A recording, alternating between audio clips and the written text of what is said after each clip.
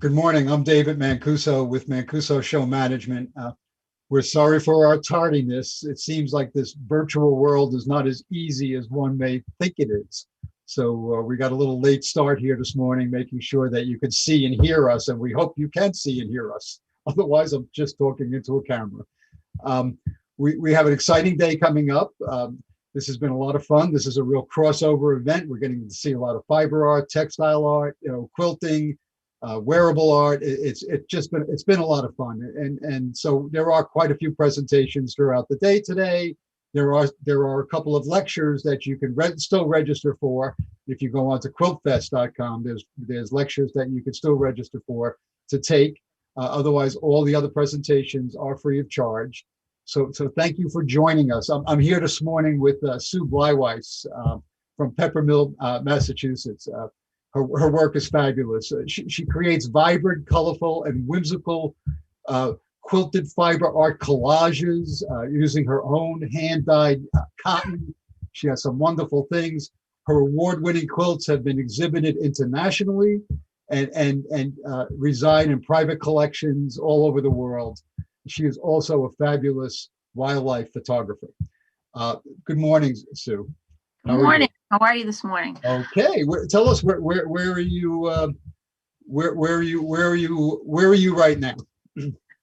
Well, I live in a little town called Peppermill, Massachusetts, right on the New Hampshire border, and I'm sitting in what I call my dry studio, which is where all my my office and all of my quilting and stuff happens. So, now, are you native to Massachusetts? I am born and raised in Massachusetts. So, yeah. And where you live now, or? No, I was actually born in Cambridge, down in the city, and wandered around the state a little bit into a few different places. My husband and I actually lived in a little town called Upton for about 22 years. And then we moved out to Peppermill, where we are now, about 6 years ago. So, and we love it. It's a wonderful area. It's a beautiful area. We love it. We have something in common. My wife and our two granddaughters were born in Cambridge.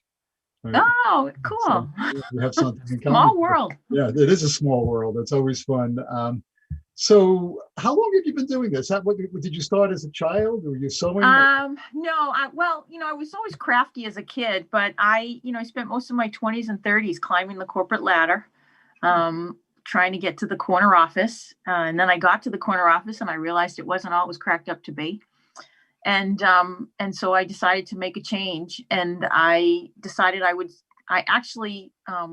took a weaving class. I dropped out of, I gave my notice and I left the corporate world, and I needed to do something. And I saw a weaving class, and I thought, oh, that might be kind of fun to make my own fabric to sew with.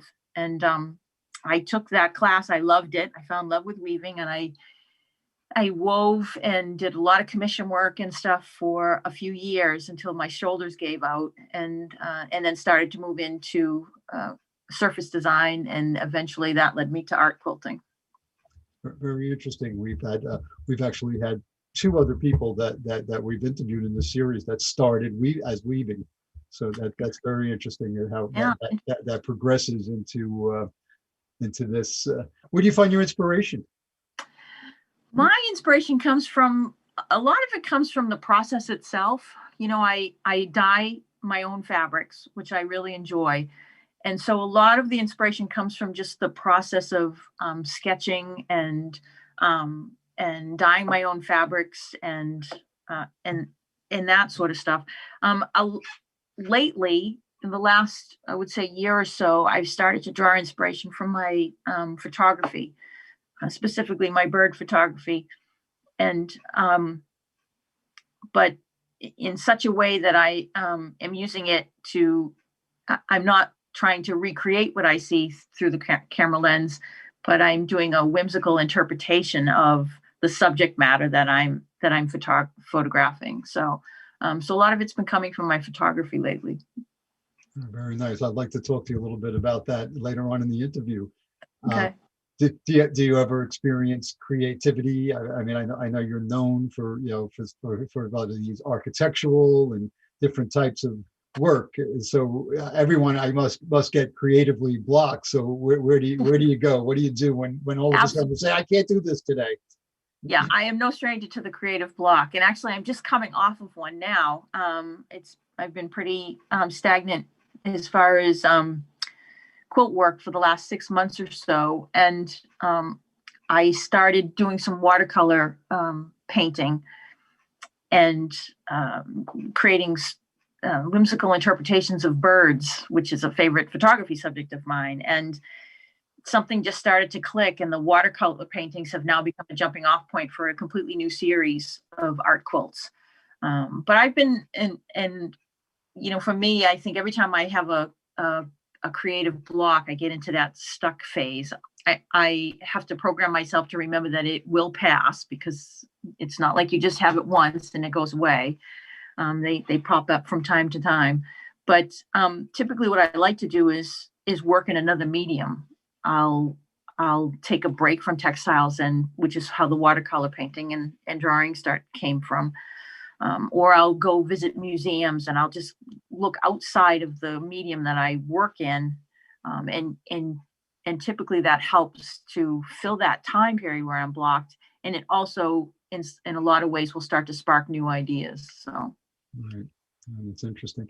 What is your favorite subject matter in your work? We know you do a lot of different things, but there seems to be a running theme. Tell us what that is. Yeah, well, for the longest time, it was buildings. I did a whole series for many years, actually, on themes of buildings. And I do like to work with the theme of buildings, because structures like houses and skyscrapers and that sort of stuff they are easy to distort, to give them a whimsical feel, but still remain recognizable. So they're a favorite subject to work with.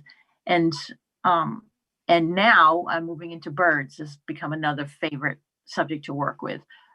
So I haven't completely abandoned working with the idea of buildings and structures, but right now the focus is more on bird life. So we'll see what happens. Are the birds more academic, meaning more fine, as opposed to the houses, which are almost folk art? The buildings, which have No, the birds are definitely more folk art as well. They're very whimsical, they're very playful, colorful. They in no way represent a real bird.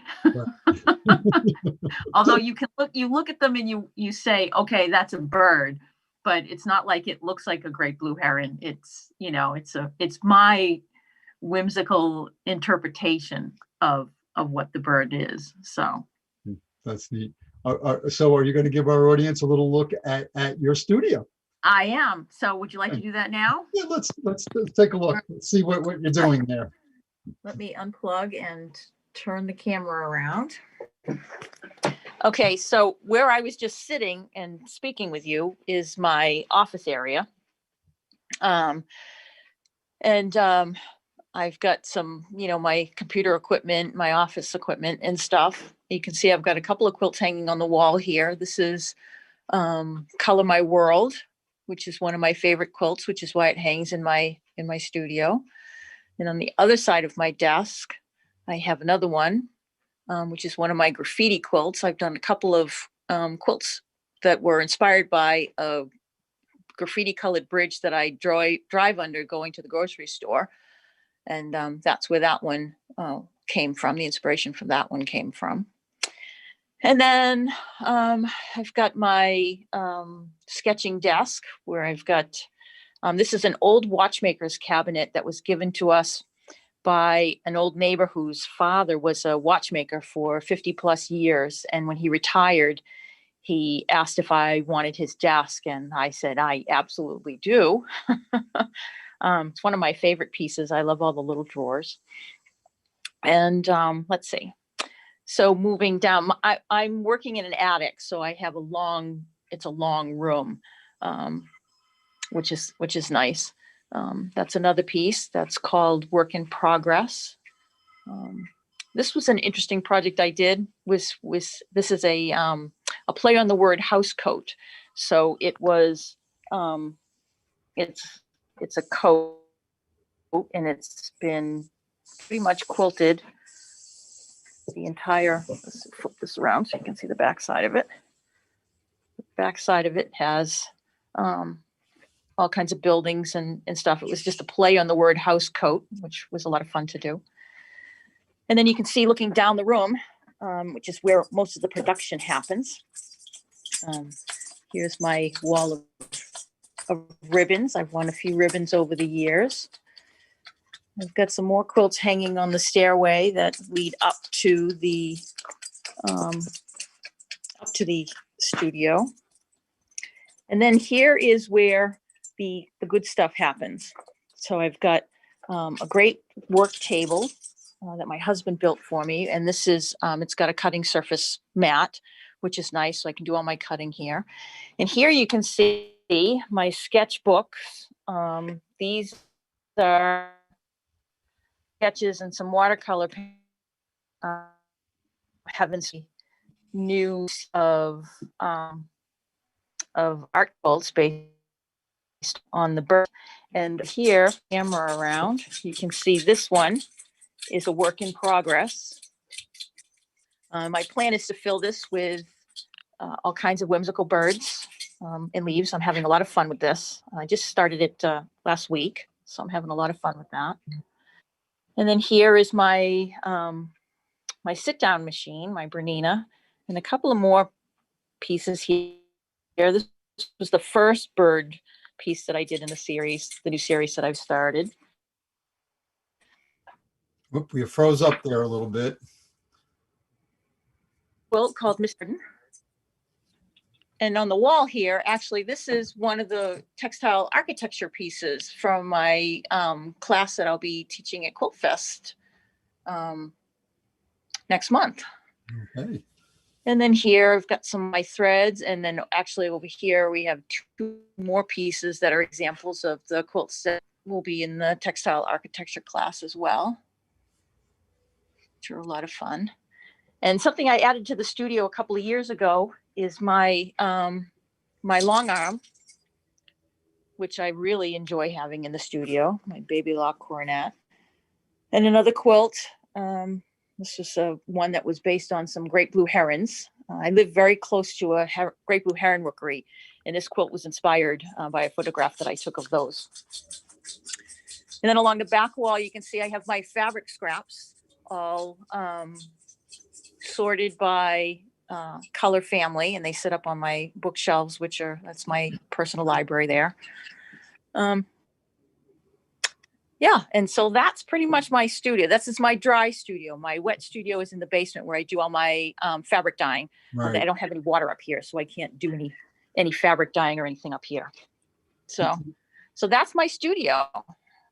You have a great amount of space there. It's really beautiful. I You do. went in and out a little bit because I think you're just carrying your phone, audio. But we did get most of that, and it's really it's really long. I was surprised when you stepped into the next room and said, "Oh, here's where everything happens." I'm like, wow. And you have a great workbench there along with the long arm. So that's kind of an interesting thing. I noticed, and I wanted to ask you this. I noticed that some of them have a complete white background. Is that something you phased in later? Yeah, I originally started when I first started quilting. Let's see, about 10 years ago or so, I worked full color. And so, I filled the entire surface with nothing but color and my hand dyed fabrics. And then I think it was about 3 years or so ago, maybe a little less, I decided I wanted to try something a little different. I wanted to try working without color, I wanted the absence of color. So I challenged myself to try to do something just using black, white, and gray. And I did. I ended up making a piece. It's on my website. It's a cityscape. It's called Moon Over the Concrete Jungle, and it's all black, white, and gray. And I really enjoyed that challenge of working without color, because it forced me to do something I hadn't done before, which was care about color value. When I work full color, it doesn't really matter what the values of the colors are. It's just one, bright piece of work at the end of it. And so working with the black and white forced me to think more about value and stuff and contrast. And I enjoyed that challenge. And that sort of was the transition piece to start working with black and white and small bits of color. And from there, I've added back in a bit more color on the most recent pieces that I'm doing, but I am enjoying that, working with a plain white background and then building up from there. I think it still remains that it still retains that whimsical feel, but it has a little bit more of a finer result when you view it. That I'm enjoying. I'm enjoying the result of how they look. They have a little bit more of a fine art, contemporary feel. Maybe not fine art is the wrong word, but more of a contemporary feel than the full color pieces that I've done. It's a sharper edge because of the contrast. So Exactly. I can see that, and you're making me want to take a workshop, and I don't sew. So the workshop you're doing for our Mid-Atlantic Quilt Festival online, the end of February. Is that going to be? Is that going to have the white? Are you going to do that with white background, or is it going to be a full color?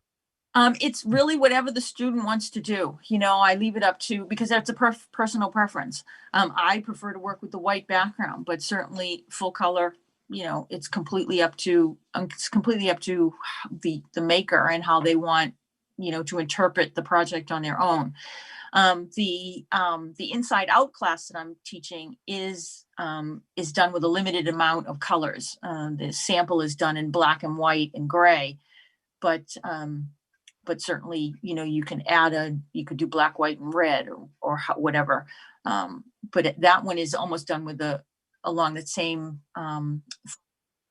absence of color or a minimal amount of color, and still retaining that ability to create a quilt that is vibrant and exciting to look at. Very nice. So how do you handle your Zoom virtual classes, and how far along will the student get with this class coming up? Yeah, well, just like with when I teach live, I hate to send my students home with an unfinished project, because I don't like to add to anybody's UFO pile. So I try to design my workshops and classes so that the student can be very close to being finished with the project by the end of the class. I mean, that's always my goal. And so what I do with my how I handle my virtual projects, I approach them pretty much the same way.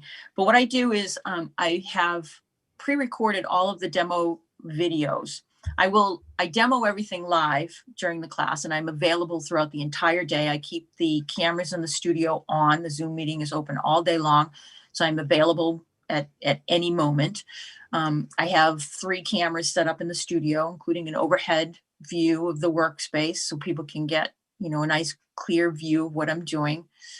And then I also take all of the pre-recorded video demo versions and I put those into an online classroom, and I give the students access to that for a week, up to a week after the live class has ended. So that way they can, throughout the workshop day and the following week, go back and review any of those videos for any of the steps along the way during the live class. And I found that's worked really well, because some people, it's virtual, and some people have connection issues, or they'll have some technical issues, and maybe they'll miss something. This way they can go back and see the demo again and again and again, as many times as they need to. And it's worked out really well. So I've had a lot of positive feedback from doing it that way. So. It sounds like you have a good setup for it. Something that's always amazed me is, it takes people, the professors and other people, years to get one thing published. But what's always amazed me is how many quilters and textile artists that have published. How many books have you published? I've published through publishers, 3 books.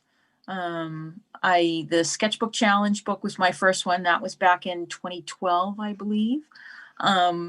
And then I published Colorful Fabric Collage with Interweave Press and I can't remember what year I published that one. And my most recent book is the Modern Art Quilts book. And that was published a couple of years ago with C&T Publishing. So I published 3 that I'm very, very proud of. And but I don't know that publishing, I don't know that I'll do another one. So I think I think 3 was my max. It's amazing though, because people will strive a lifetime, but I noticed in the textile arts and the fiber arts, it's amazing to me how many people do publish. So what do you have out there circulating in exhibitions? You have something I think you said with Sakwa?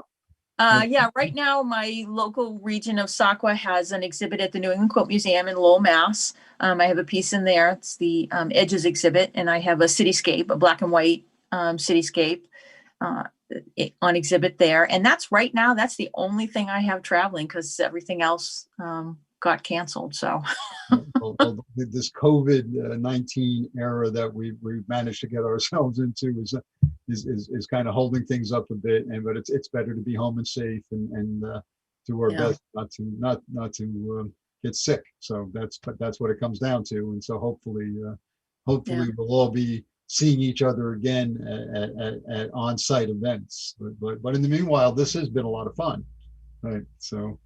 Yeah, it's been, I don't have many complaints. For me, I'm back, I'm still making quilts.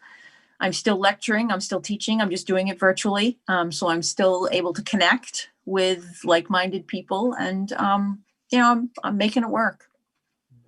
I have a question here. When you lay out, let's just say a bird quilt, I mean, is this something that you start to lay out with fabric or do you sketch first? I always sketch first. Everything starts in my sketchbook first, and it may start as just a list of ideas and elements that I want to include on a quilt. And then from there, I may do some really rough pencil sketches. Nothing that's supposed to be a finished product. It's just more of a way for me to play with ideas and what elements I want to fit onto a quilt. And then I may do a little bit of research on, like with the birds, I did quite a bit of drawing and playing with the shapes to come up with shapes and elements of birds that I wanted to include. With the birds series, it's been a little bit differently because I did a lot of watercolor painting of them first. So I really rendered them on paper before I even moved into fabric. But once I got to the point where I wanted to move to fabric, my general process is to make a full-size drawing of what it is that I'm doing. So for the tree image, the tree quilt that I showed you, I cut a piece of paper as big as I wanted the finished quilt to be, and I drew the tree on there so I could get the scale right. And then I used that as a template for getting the outline of the tree on the white fabric, which was then put into a quilt sandwich and quilted. So I quilted the tree in the background completely. Then I added the black lines onto the tree, and now I'm starting to add the birds. So that's sort of how my process works. Even when I do buildings, I build from the base up and I quilt as I go. So I don't wait until I'm completely finished with my quilt and then go back and add all my quilting stitches, because I'm a bit of I guess you could call a lazy quilter. And I also don't want to spend a lot of time quilting around things. So if I wait till I'm completely finished, then I have to quilt around all kinds of little bits of imagery and stuff. And there's tons of starts and stops, and life's too short. So I quilt as I go. And then the last thing I have to do when I'm all done is to quilt those black lines down. So. Okay, very, very interesting. I think anyone that's going to take your workshop this next month is going to have a really good time doing it and is going to learn a lot. Before we go, tell me a little bit about your other passion, your wildlife photography. Yeah, I started doing wildlife photography when we moved here to Pepperell. We're about a mile or so from the Nashua River, and we started on the Nashua River. And the first time we went out, we were out for about 15 minutes, I think. And I saw my first great blue heron about 30, 40 feet from where we were. And I was absolutely entranced. And so the next time we went out, I brought my camera, and it just sort of started to snowball from there. And I discovered that I have an incredible passion for photographing wildlife, in particular birds. Is a very it's a favorite subject of mine. And so it's really become quite an obsession, passion over the last 5 years. It's I really enjoy it. So Very, very nice. I've seen some of them. They're beautiful. thanks. People can, I'm assuming one can go to your website. They can see some of your wildlife photography. They can Yep. see some your work, your quilting work. Do you sell? I do. I do have some stuff on in my Etsy shop.